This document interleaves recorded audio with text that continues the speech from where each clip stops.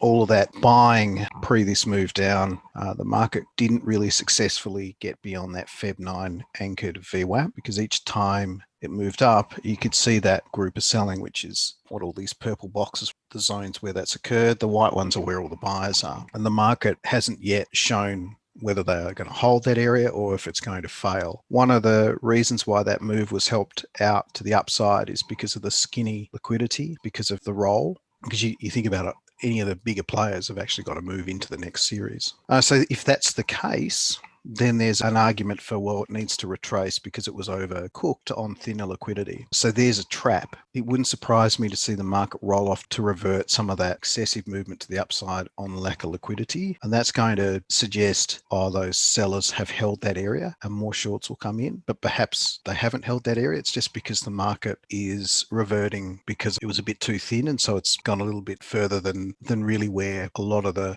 relevant participants who determine where value is see it. So there's an opportunity for a trap to the upside. So the first move down, if there is one, isn't necessarily a genuine indication of sellers being able to hold that line. In saying that, yeah, the big guys know that, but there'll be a group of smaller traders who wouldn't have thought it through to that degree. They'll just see it roll over and go, beauty, let's get short. Now, just because it's rolling over and it might not be a genuine rollover, it doesn't mean you can't trade it. And this is where I think of the words of George Soros. Oh, there's a bubble. Where do I buy? The point there is a market can be running away, running up and likely to roll over and roll over hard and taking one out of it. Now, a lot of traders will say, well, I'm not going near it because it's a bubble. But George Soros's attitude was, well, I'll just keep trading until it rolls over. Then I'll trade it to the downside.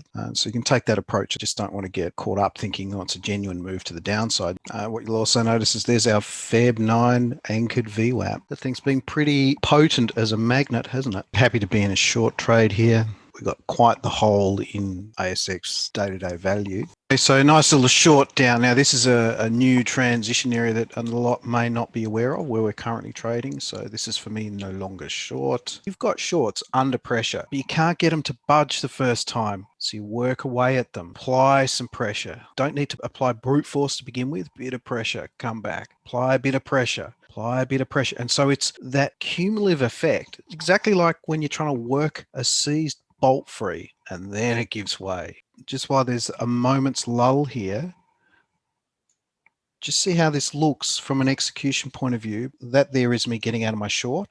So here I am starting to build along, just starting, not really getting very committed. Here I start to see what's going on. I put some size on, I put some more size on, right? So this is no big deal, is it?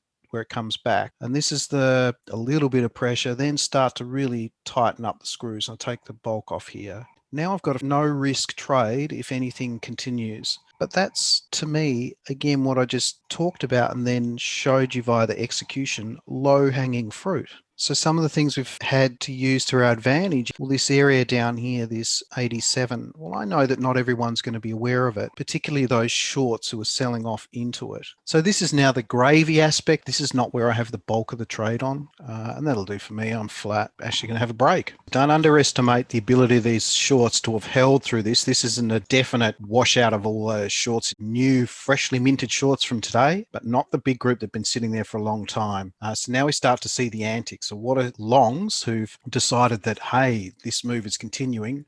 What are they leaning on? This big area where the shorts are.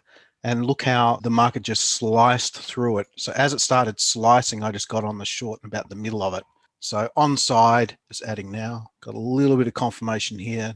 We haven't seen a move like this to the downside at all. Talking about this last night in how to try to catch traders out. So this is what this is. It's suddenly changed the game and you can see what's happening. Right? So a lot of waiting around for the right conditions. And that was without question, changing it up, catching traders just not prepared and throw in an absolute curveball with just some fast movement and it all gets pretty tough for them.